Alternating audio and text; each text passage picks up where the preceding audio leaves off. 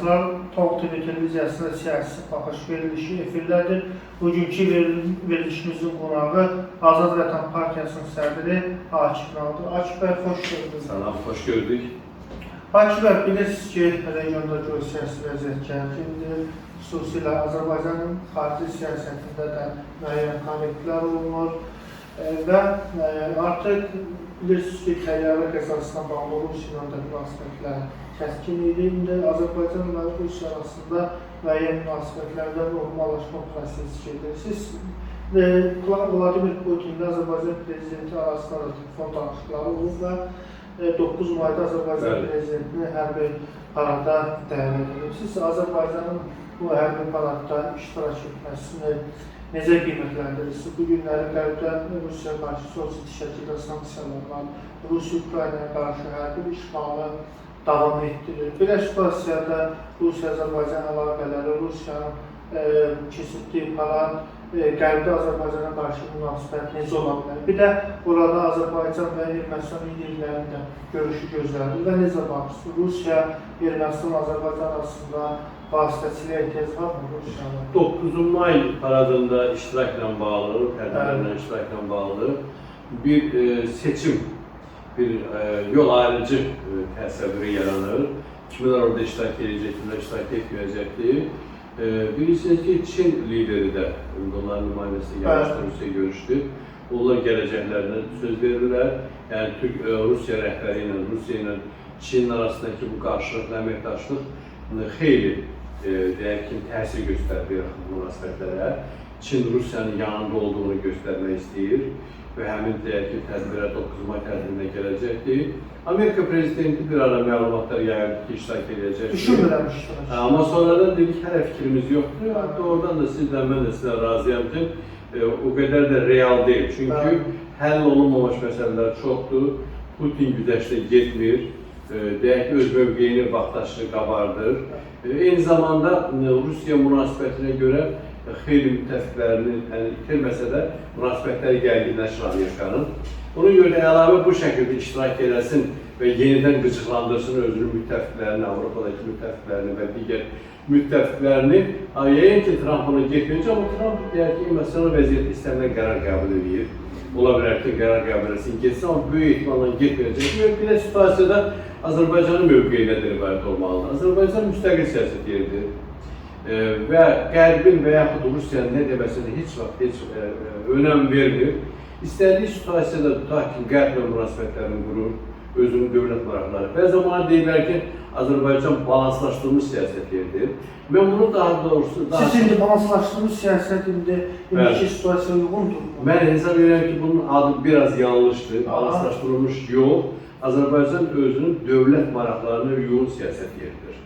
Dövlət maraqlarına əgər cavab verirsə ki, hansı situasiyada Rusiya ilə müəyyən münasibətləri qurmaq, ona gedir. Yəni, balanslaşdırılmış yox. Dövlət maraqlarına cavab verirsə, Amerika ilə münasibətlərini qurmaq. Mən belə dəyərləndirərdim onu. Çünki o balanslaşdırılmış bir qədər Azərbaycanın bir zəif tərəfini baxın, bilirsiniz, Rusiya da Azərbaycandan mövqeyi tələb edir, mənim yanımda Qərb Azərbaycandan yəni, Azərbaycan da onların tələblərini razıyam, Azərbaycan da onların tələblərini eşidir, amma özünün siyasətdə belə bir şey yoxdur da siyasətdə. Yox kəlməsi yox. Məsələn, Rusiya yox demir, Amerika da yox demir, amma özü öz siyasətini yeridir. Yəni, mən bütün dövlətlərin indiki müasir şəraitdə diplomatik münasibətlər bu prinsip üzərində qurulur ki, sərt şəkildə demək yox. İndi SSR-ni cavansız xatırlamasız bir Xaricilər Naziri vardı, Qramıqı, ona deyirlər Mr. No, cənab yox. Yox, ona nə deyirdilər? Çünki öz müstəqil qərar qəbul bilmir, hansı bir tanışlıq edir, Amerika nümayəndəsi, niyə başqa. O yox cavab verdi, qayıt gələndən sonra burada rəhbərin məsləhətləşirdi, həll deyək. İndi söhbət ona gedir ki, indi elə bir şərait deyil, yox demirsən. Dediyi, hə, eşitdik. Sonra da öz siyasətimiz, öz maraqlarını özünü qururuq. Yəni, ona görə də bu günlər Qərbin nəsə deməyindən, Avropanın nəsə deməyindən, belə gördüyünüz kimi, ta ki, Almaniyanın prezidenti heç bir dövlətə yaraşmayan, oturuşmuş bir dövlətə yaraşmayan bir mövqe sərgilədi, bir orada gəldi, əski parçası orada göstərir, nə deməkdir bu? Biz indiyənə qədər baxmışıq ki, ta ki, Ermənistanda kimsə hansısa xidməti göstərirsə, onun müqabilində nəsə alır, muz da alır nəsə. Almaniya prezidentinin kim nəsə almasına ehtiyac yoxdur. Bu nə hərəkətidir bu? İzah olunur, bəlkə də mən yaşlaşıbdır, ona görə səhv elədik, indi o səhvin altına çıxa bilmir. Bəlkə ermənilər onu hansısa formada təhrik elədik, bəlkə də xəbəri yoxdur ki, əski parçası kimin nə idi, bayrağı yoxsa nə idi. Onlardan amma hər halda o səhvi buraxdı. O Azərbaycan dərhal səhv mövqeyi ortaya qoyandan gəldi Bakıda, üzr istədi hər şeydə, üzrxahlıq elədi, onların administrasiyası da üzrxahlıq elədilər. Yəni Azərbaycan heç kəsin qarşısına geri çəkilmir. Sizin də dediyiniz kimi Rusiya ilə münasibətlər o təyyarə hadisəsindən sonra, faciəli hadisədən sonra çox sərt istiqamətdə dayandı. Rusiya hesab edir ki, Azərbaycana qarşı hansı addımı ata bilər və Azərbaycan da onun qarşısında boyun əyəcəkdir, sərtləşdirməyəcəkdir məsələni. Azərbaycan Rusiyanın o addımlarda bir məqsədə oydu ki, Azərbaycanı göstərmək istəyirdi. Regiona göstərmək istəyirdi. Mən istənilən sözü istənilən adım ata bilərəm. Və o Azərbaycanın cavabı gözləmir. Azərbaycan cavabı sərt oldu. Rusiya geri çəkilməli oldu, yəni müəyyən çərçivə daxilində üzrxahlıq eləməli oldu Rusiyanın prezidenti. İndiyənə qədər mən xatırlamıram ki, hansı hadisə ilə bağlı Rusiyanın prezidenti üzrxahlıq eləməli. Amma rəsmi dövlət üzrü olmadı. Yəni olmadı, amma hər halda bu da bir göstəricidir. Ona görə də mən isə verirəm ki, indiki şəraitdə Azərbaycan baxacaq. Hələlik ilkin xətt olaraq bildirir ki, iştirak edəcəkdir, çəkilmək istəmir oradan. Yəni bir aydan da çox vaxt var ona. O vaxta qədər situasiya dəyişəcək Azərbaycanda. Mövqeyi var, yəqin xüsusilə vurulan təyyarə ilə bağlı, təyyarə faciəsi ilə bağlı. Hansısa bir kompensasiya məsələsi var, cəzalandırılması var, dövlət səviyyəsi hansı adımların atılması var. Ona görə də indiki şəraitdə yəqin Azərbaycan istənilən situasiya bir qərarını dəyişəcək, amma hələlik belə göstərir ki, orada iştirak edəcəkdir və yenə də deyirəm ki, Azərbaycanın öz siyasətini heç kəsin Azərbaycanda sağlamır. Və heç kəs Azərbaycan qarşı hansısa bir tətbiqi, təzyiqi və yaxud təhdidi və yaxud məhdudiyyəti qoya bilməz ki, sən niyə getdin orada? İndiyə qədər yerdir. Hətta İranla İsrail arasında sərt düşmən bir mövqe var. Heç birinin tərəflərinə uyğun mövqe tutmur Azərbaycan. Öz maraqlarına uyğun olaraq tutmur. Rusiya Azərbaycan prezidenti 9 mayda iştirak edirsə, Paşinyanla görüşdə Rusiya vasitəsilə necə baxırsınız? Mümkündür və Rusiya vasitəsili proseslərdə sülh müqaviləsinin imzalanması istiqamətində müsbət addımlar manipulyasiya da deyirəm. İnanmıram ki, Azərbaycan Rusiyanın vasitəçiliyinə razılaşdı. Çünki Azərbaycanın Türk tanışları ilə bağlı özünün yanaşması var ki, vasitəçisiz proses getməlidir. Bir ara mənim yadımda Trump təzə gələndə bəzi ekspertlər təklif elədilər ki, Trumpın moderatorluğu ilə Azərbaycan və Ermənistan rəhbərləri görüşdü. Onun da qarşısında mən açıqlama da verdim o şəkildə ki, bizə moderator lazım deyil, vasitəçi lazım deyil.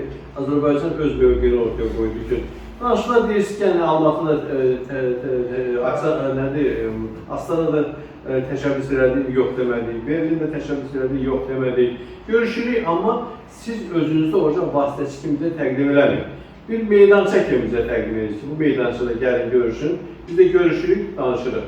Yəni, bu normal bir şeydir. Amma heç kəs özünü başqasından üstün vasitəçi kimi təqdim. Çünki vasitəçilər biz gördük ki, 1992-ci ildən başladı bu Minsk qrupunun prosesi.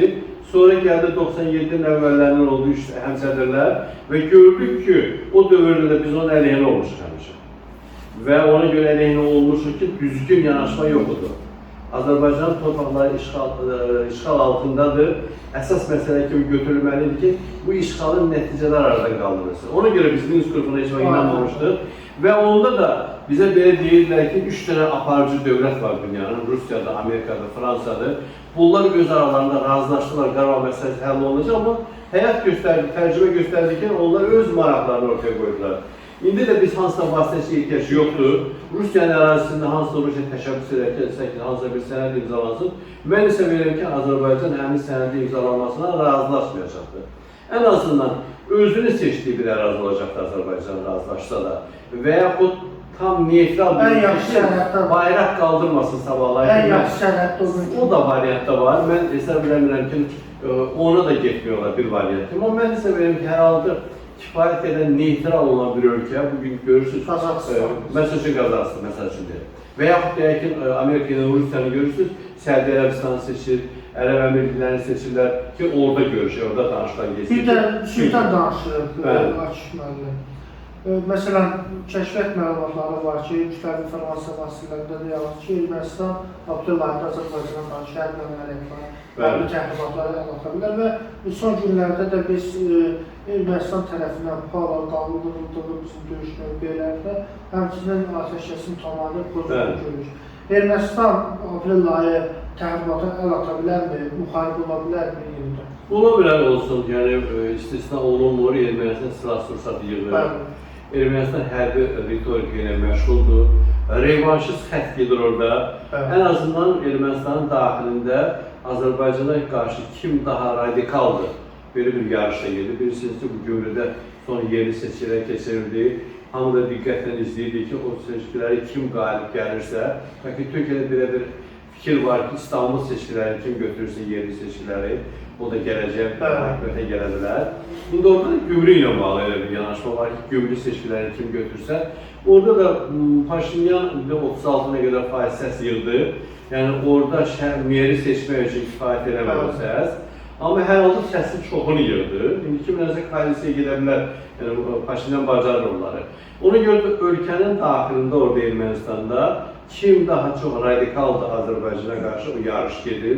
O yarışda Paşinyan geri qalmaq istəmir. Ona görə də bir amir ondan ibarətdir. Revanşistlər deyirlər ki, biz gəlirik hakimiyyət Azərbaycana qarşı müharibə başlayacaq. Onların ən azından mövqeyi zəiflətmək üçün ola bilər ki, Ermənistan rəhbərliyi mümkün Azərbaycana qarşı təxribat törətsin. Eyni zamanda Ermənistan sülh müqaviləsi imzalamasında qətiyyən maraqlı deyil. Çünki indiki durumda Ermənistan məğlub durumdadır. Sülh müqaviləsi imzalanarsa, onlar hesab edəcəklər ki, biz artıq kapitülyasiyaya getdik və nə barədə onlar razı. Onda Ermənistan hərbi təxribatları gözlədir. Ona görə hərbi təxribatda mümkün həm danışıqları pozmaq üçün, həm ölkə daxilində öz mövqeyini bir qədər gücləndirmək üçün Azərbaycana qarşı hansı hərbi təxribat törətsin ola bilər. Amma Azərbaycan təbii ki, hazırdır və Azərbaycan yenə qədər sülh danışıqlarına gelirsə, Azərbaycan tərəfindən bu kompromis bölgələri güzəşdirir. Bir məsələdir. Sabahlar Ermənistan hərbi təxribatları əl atdı Azərbaycan müharibələri. Azərbaycan məcbur oldu Zəngəzura getməyə, Zəngəzurda əsasına. İranın mövqeyi burada necə ola bilər və İran prezidentinin Azərbaycana səfər gözlənilir. Bəli, artıq hiss olunur ki, onların nümayəndəsi gəldi, yəni görüş prezidentin qəbul elədi. Onu deməli, hiss olunur ki, yaxınlarda görüş başlayacaq. Onun əlamətləri göstərir artıq. Amma tutmayacaq, istifa imkan verir. Yəni, təbii də o da ola bilər. Ölkənin o daxildə Pezeşkanın xətti var, mühafizəkarların xətti var, onlar imkan vermirlər və istənilən halda Pezeşkanın xəttini pozmağa çalışırlar. Ola bilər, hər şey olsun, amma hər halda İran hər bir vəziyyətdədir ki, artıq orada mühafizəkar olması nə olur olsun, çıxış yolu axtarırlar. Hər tərəfdən onların başının üzərində qalın dumanlar, bulutlar cəmləşməkdədir. Heç kəs də geri çəkilmir və İsrail planlarını qurur. Amerika açıq şəkildə deyir ki, bombardıman edə bilərik, hansısa formada olacaq. Ona görə belə bir şəraitdə seçim imkanı yoxdur. Azərbaycanla yaxınlaşmalıdır, Türkiyəyə yaxınlaşmalıdır. Yəni bu İran budur. Ona görə də orada Azərbaycan adımını atarsa, əgər dünya dövlətləri, böyük dövlətlər, Rusiyası, Amerikası, Avropanın hansısa böyük dövlətləri heç nə edə bilməyəcəksə və bilməyəcək də. Çünki Azərbaycan haqlı mövqeyində oradadır və əks zərbə kimi hərəkət edəcəkdir. İranın da orada çabalaması heç bir mənası olmayacaq. Və heç nə edə biləcək. Məsələn, İran prezidentinin qeyd etdiyi Azərbaycan səfəri gözlənilir və bu səfərdən sonra İran-Azərbaycan münasibətləri normallaşa bilərmi, inkişaf edə bilərmi ya növbəti mərhələdə bu əlaqələri mühafizəkarla sabotaj edəcək, yenidən böhrana sürüklənəcək iki tərəfli əlaqələr və prezidentin bu gəlişi nə hesablanır və nə istəyirlər Azərbaycandan? Azərbaycanda mən hesablayıram ki, onlar dəstək istəyirlər, çünki dəstəkləri kəsilir hər yerdən. Rusiya ilə yaxınlaşdılar, strateji tərəfdaşlıq müqaviləsi imzalandı, amma heç nə vermədi, kağız üzərində qaldı. Amerika tərəfindən onlar Pezeşkan hakimiyyətə gələn kimi müraciət edib, biz Amerika ilə danışıqlar bərpa eləməyə hazırıq. Avropadan ciddi bir dəstək yoxdur, Avropanın özü Rusiya təhdidi qarşısında Türkiyə dəstəyindən ehtiyacdır. Ona görə də onlar hesablayırlar, görürlər ki, doğrudan da bu təhlükələrin qarşısında hərəkət etmək, özünü saxlamaq mümkündürsə, bunu Azərbaycandan Türkiyənin hesablarını dəstəyini arxalanacaqlar. Belə görsən, yəni ağıllı məntiqlə siyasət bunu göstərir və nə qədər davamlı, təbii ki, bir görüşlə, bir səfərlə hər şey dəyişəcəkdir, mümkün deyil. Pezeşkiyanın özü nə qədər bu siyasəti davam etdirəcəkdir, o da məlum deyil. Biləcəkmi o davam, istəyəcəkmi, gücü çatacaqmı, onu ola bilər ki, hansı mərhələdə hakimiyyətdən də götürsünlər, yəni onlar kifayət qədər, orada qüvvələr var ona qarşı. Ona görə Pezeşkiyanın görüşü ilə bağlı, xətti hardasa düzgün, məntiqlidir. Amma onu axıra qədər apara biləcək yoxsa yox, amma mən hesab edirəm ki, bu cür yaxınlaşmalar Azərbaycan və İran prezidentləri arasında görüşlərin keçirilməsi hesab edirəm ki, ən azından müəyyən bir müsbət meyl kimi dəyərləndirilməlidir. Bilirsiniz, Akif müəllim, Türkiyədə gedən daxili siyasi məsələlər Azərbaycanla yaxınlamaları anlamındadır və xüsusilə CHP və AKP arasında bir dərin böhran var. İstanbul Bələdiyyəsinin sədri Əkrəm İmamoğlu'nun həbsi və bu Cənab Ərdoğanın mövqeləri zəiflədə bilərmi? Növbəti seçkilərdə AKP-nin hakimiyyətə gəlmək şansı qalırmı?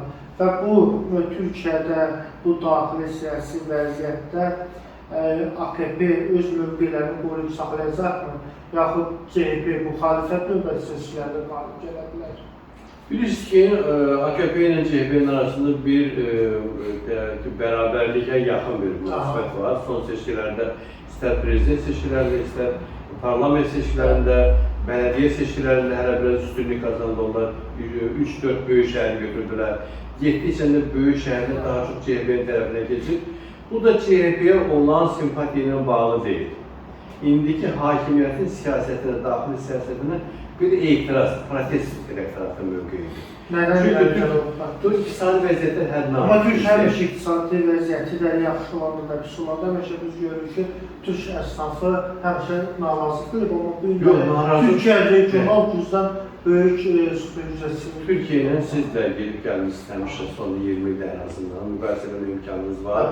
Mənim də imkanım var ki, ən müxtəlif təbəqələrin insanlarla görüşmüşük. Belki küçədə hansısa çayxanada oturup söhbətdən tutmuş, onların millət vəkillərinə qədər, valilərinə qədər hamı ilə söhbətlərimiz olubdur, əhval-ruhiyyəsini bilirik. Yəni 21 bundan əvvəlki Türkiyədəki əhval-ruhiyyə indiki tamam fərqlidir. İnsanlar o dövrdə çox rahatıdır, ölkənin daxilində istirahət üçün müəyyən pul toplaya bilirdilər, ölkədən xarici gedə bilirdilər. İndi bunların hamısı Türkiyədə əhalinin 99%'i bundan məhrum olubdur. O da insanların narazılığa səbəb olur. Yəni artıq evlərin içərisinə girib problem. Dolanışıq probleminə çevrildi, yaşama probleminə çevrildi. Buna görə də onlar etiraz edirlər. Və o vəziyyətin yaranmasını mən hesab edirəm ki, təkcə biz deyək ki, Ərdoğanın yanlış siyasəti ilə bağlıdır. Deyəm mən, çünki Ərdoğan necə ki, xarici siyasətini düzgün qurubdur, amma buna deyil. Ola bilməz ki, xarici siyasətini düzgün qurmaz, daxili siyasət yanlış olsun. Çünki daxili və xarici siyasət bir-birinə bağlıdır. Belə bir termin var da, xarici siyasət daxili siyasətin davamıdır. Belə bir şeydir. Son maraqlı bir məsələyə toxunduğunda daxili siyasətdən xarici siyasəti deyirsiniz. Azərbaycan xarici siyasəti balanslı, çox normal, partiya siyasətsiz. Azərbaycan daxili siyasətində iqtisadi vəziyyət, sosial vəziyyətlə bağlı sizin qiymətləndirməyiniz. Yəni həmin mövqedən yanaşırıq ki, təxminən Türkiyənin eyni siyasəti bir qədər bizdə yaxşıdır. Bizdə ona görə yaxşıdır ki, Azərbaycan Türkiyə böyük bir ölkədir, əhalisi də çoxdur, yəni 80 milyondan artıqdır. 10 milyonun 80 milyon çox fərqi var. Eyni zamanda ərazicən fərqimiz çoxdur. Bizim bu Azərbaycan dövlətinin bu şəraiti imkan verir ki, Azərbaycan ərazidəki neft-qaz gəlirləri var ki, Türkiyədə də yoxdurlar. Bunlar Azərbaycana imkan verir ki, o valyuta intervensiyası deyirlər də, iqtisadiyyata onu etməyə imkan verir və mən təsəvvür edirəm, mən iqtisadçı deyirəm, amma indi partiya sədri həm iqtisadiyyatdan, həm şeydə müəyyən qədər müşavirləri var, məlumat olmalıdır. Ona görə mən müşavirələrimə görə həmin o intervensiya yolu ilə Azərbaycanda o nisbətən sabitlik saxlanılır. Türkiyədəki vəziyyət kimi deyil, yəni sosial istiqamətdə də müəyyən addımlar atıl istənilən səviyyədə deyil, təbiidir ki.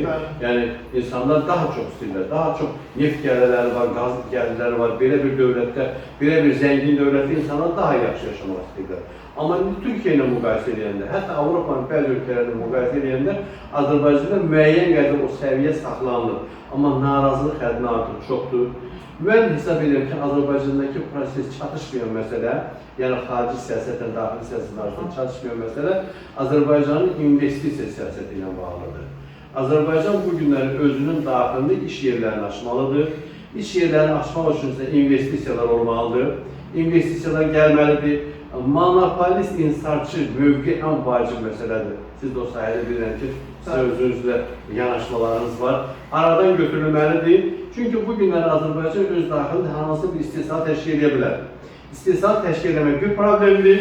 Ondan bir 10 dəfə artıq problemdir ki, istehsalın nəticəsinin məhsulunu satmaq, bazara çıxartmaq. Çünki Azərbaycan bu günləri bazara o məhsulu çıxardıb, bazardakı qiymətlərə uyğun sata bilməyəcəkdir. Öz daxilində sata bilməyəcək. Çünki əgər merkantil siyasət yerisə, bütün bağlasa sənədləri kimsə və ya yüksək rüsum qoyacaq ki, xaricdən gələn malların sayı az olsun, o da bir, ki, Braziliya 20-ci əsrin əvvəllərində elə bir mövqe tutdu, bu günlər orta səviyyəyə bir səviyyə çıxdı, merkantil bir siyasət yeridi, iqtisadiyyatla bağlı ki, yəni xaricdən gələn malların hamısına yüksək rüsum qoydu, daxili bazar inkişaf edər, daxili mallar getdi. Ona görə söhbət ondan getdi ki, Azərbaycan o mövqeyi bəlkə də tutabilmək çətindir. Çünki ən azından Çinin bir ekspansiya, Amerika Çinə qarşı dayanır. Trump başlayıbdı rüsumları qaldırmağa, bir tərəfdən onu deyək ki, təsir vasitəsi kimi ortaya qoyur. Amma digər tərəfdə mən hesab edirəm ki, Amerikanın daxili bazarını qorumaq üçün addımlar ki, rüsumları qaldırır, öz malları öz daxilində satılsın. Çünki Çin və digər ölkələr imkan vermir. Ona görə Azərbaycanda o yolla da gedə bilərlər, amma açıq bir siyasət olmalı, iqtisadiyyat olmalıdır. Onun da yolu ondan ibarət ki, dünyanın aparıcı, Türkiyədə daxil olmaqla böyük şirkətləri var. Deyək ki, millətlər arası şirkətlər var ki, dünyada bunların brenddir bunların malları.